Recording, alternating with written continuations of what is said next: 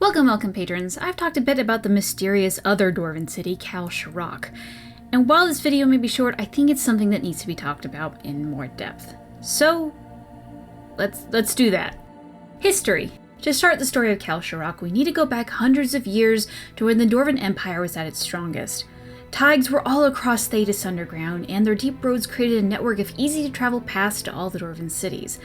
The capital of all of this was Kal Sharok. Arguably, the Taigs' downfall began with now paragon-elect Stonehammer, the late king of the Dwarven Empire. Sometime around -1205 ancient Archon Daenerys, the man who helped unite the Deventer Imperium, went to Kal Sharok to talk to Stonehammer about a treaty with the dwarves.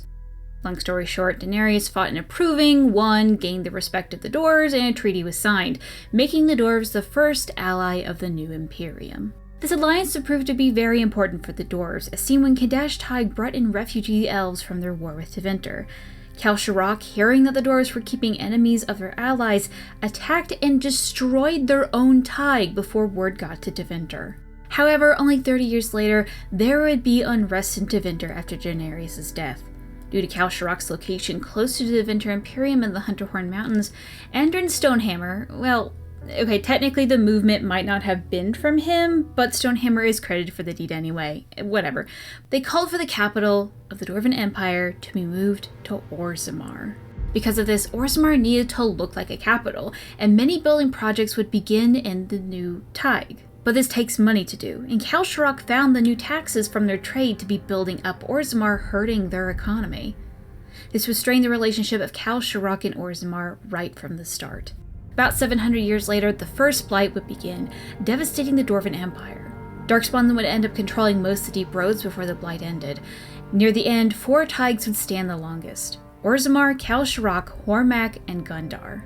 With the Darkspawn threat growing ever closer, Orzammar was fearful that the fate of many Taigs would fall on them as well.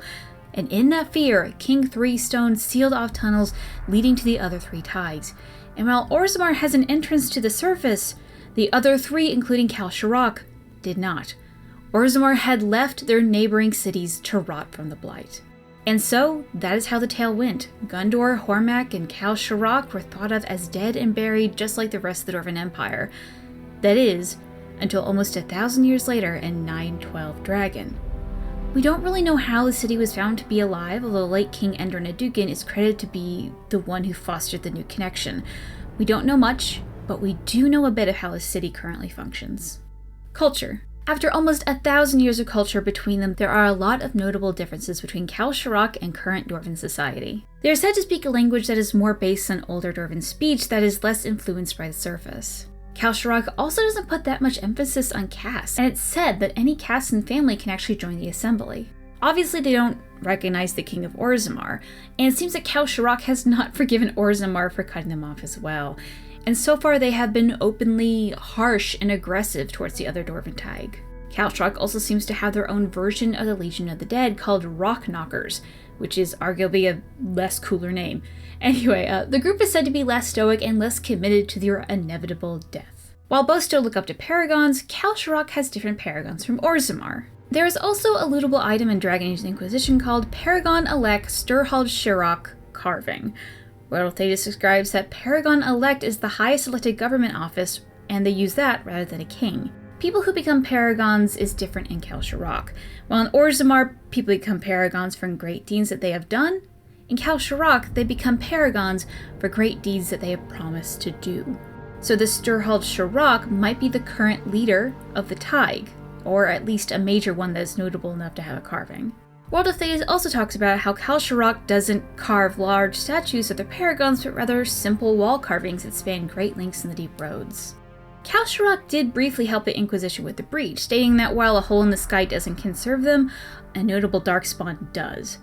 It also seems that the Venatori had captured Kal Sharok dwarves for unknown reason. While the Inquisition went to help, they found the camp already empty, no dwarves in sight, and signs of blight corruption. When the Inquisition agents returned to camp, a letter was left along with a sinkhole, reading that Kal Sharok always comes for their own. A dwarf by the name of Binthus Warhelm sends a letter to the Inquisition offering help and exact directions on how to do so. If directions are not followed, another letter is received saying that the Inquisition broke their trust and they will not hear from them again. If you do follow the directions, slightly different things happen depending on the Inquisitor's race. If an elf, a dwarf, or Canary, a note is found saying that they appreciate the respect. If they are Dwarven, this is said. A letter on dark vellum with obviously Dwarven markings. You follow instructions well. Respect of our territory is the first step, and better than we expected from a child of the sods in the capital. We aren't kin, but there may be trade. We shall see. Kalnath par Kalak, Kalnath got Parthas. Binthus Warhelm, Kal Sharok. Inquisition experts have attempted a loose translation, the last line below. It isn't typical Dwarven. Family through war, family unto peace. Later in the Winter Palace, you can overhear the dwarves at the party talk about how the Dwarven Merchants Guild sent over representatives to Kal Sharok, but they have not heard back from them and they fear they may have been killed. There are two main questions regarding Kal Sharok. One, how did they survive the Darkspawn? And two, how have they been surviving all alone? Let's start with the second question. In a codex entry in Dragon Age Inquisition, a human merchant describes their trading with a Kal Sharok merchant named Nova Sturheld, which is the same surname as the mentioned paragon-elect, so maybe a family member, I don't know. He goes on to say that among the man's wares there was a lot of items from other nations, including books written by people who have died centuries ago. The Dwarven merchant was also very knowledgeable about current prices. All of this made the codex writer doubtful that Kal Sharok was actually in isolation for all those years. So while it seems that Kal Sharok was making deals with those on the surface, they did their best to keep it a secret. The question is, why keep their survival a secret? At my best guess, it has to do with the second question. How did they survive the blight? The same codex entry mentioned previously states this. As curious as I was, there was an undercurrent I found unsettling. I must stress that he and his helpers were professional and honest throughout, but there was something I can't describe. While he remained hooded the entire time, he looked me square in the eye when our deal was struck, unashamed. I've lived through a time of blight. I felt the gaze of a Grey Warden and seen the corruption of his prey. Why I remembered both in that moment, I still can't explain. So, the people of Kal Sharok seem to be tainted with the blight. This leaves more questions than answers. If they all have become Grey Wardens, then it would be doubtful that they would have survived as a society, as Warden fertility is so low as to be unheard of. So is there another third option? Have they become immune to the taint? How does this affect them? What has happened to these dwarves? The Dragon Age role-playing game. I'm putting this in its own section because while the RPG set is BioWare approved, it's not always accurate. For example, right in the thing, it says that Kal Sharok was lost 200 years ago, which that's not true, but anyway. In one of the pre-made adventures for the tabletop game, one of the hooks is that a tourney is held, with one of the prizes being a hammer from an ancient dwarven paragon. A group from Kal Sharok shows up to claim the hammer. What exactly happens obviously depends on the players and isn't really important to Kal Sharok as a whole, but here are a few things that the game tries to set up about the Tig. The party from Kal Sharok, who is led by Lord Lyulf Azaharg, I think, are very pale, younger than one would expect to be for entering a tourney, and seem worn down by hardship and horror.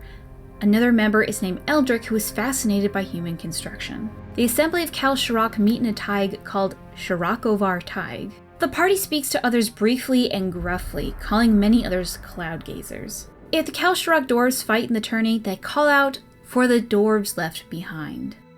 For the most part, I'm more interested in the fact that the group was surprisingly young. If the whole of Kal Sharok has been living with a blight, their life expectancy could be a lot lower than the rest of Thedas. Could it be that Kal Sharok is run by the youth? Could their 1,000-year anger towards Orzammar not only be explained by what had happened, or the anger the taint causes a person, but perhaps youthful vengeance? Of a people whose parents did not live long enough to raise their children? Of generations who have lost loved ones so soon because of actions done so long ago? We don't really know. And that, dear patrons, is all that we know on the mysterious Dwarven Tig of Kal Sharok. Do you still have lingering questions? Proof that I'm wrong? Comments about your own fan theory? Feel free to tweet me at @Gilderthon on Twitter or send a PM to User Gillenon on Reddit. Duresh Shiral.